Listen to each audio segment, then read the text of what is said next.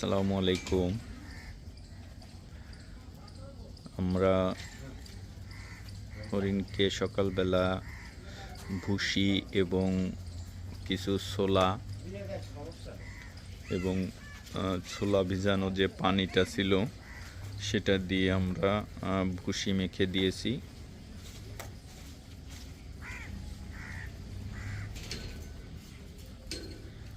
এটা গমের ভুসি, মোটা যে ভুসিটা গমের, এই ভুসিটা আমরা দিয়ে থাকি।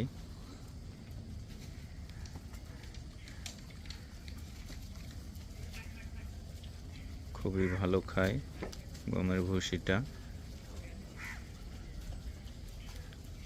আমরা ছোট হরিণগুলোর জন্য আমরা একটা ছোট পাত্রে দিই, যাতে ছোট হরিণগুলা খেতে পারে, এবং বড়দের জন্য আমাদের বড় একটা পাত্র রয়েছে, আমরা এই পাত্রে দিই।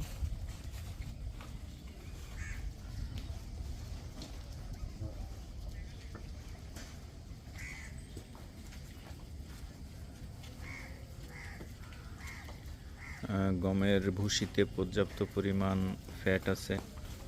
এই ফ্যাটটা হরিণের খুবই উপকারে আসে। যেহেতু আমাদের এই মা হরিণগুলা প্রেগনেন্ট, তাই আমরা ভুসি একটু বাড়িয়ে দিয়েছি। আমরা একটু বেশি দিচ্ছি।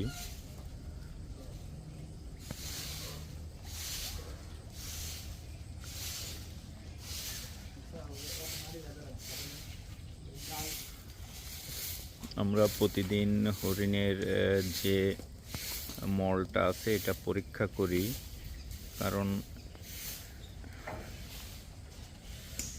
এই যে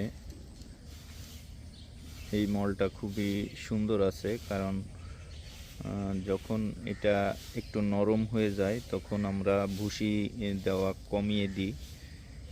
দেখা যাচ্ছে ভুসি একদিন গ্যাপ দিয়ে দেওয়া হয়। যে এরকম যখন এটা একদিন আগের, তারপরে এরকম যখন একসাথে জড়ায় যায় তখন আমরা ভুসিটা একটু কম দিই, কারণ আমাদের যেহেতু হরিণ গাছের পাতা খায়, বিভিন্ন পাতা খায়, তাদের মলটা এরকম হওয়ার কথা। ছাগলের মতো এরকম দানা দানা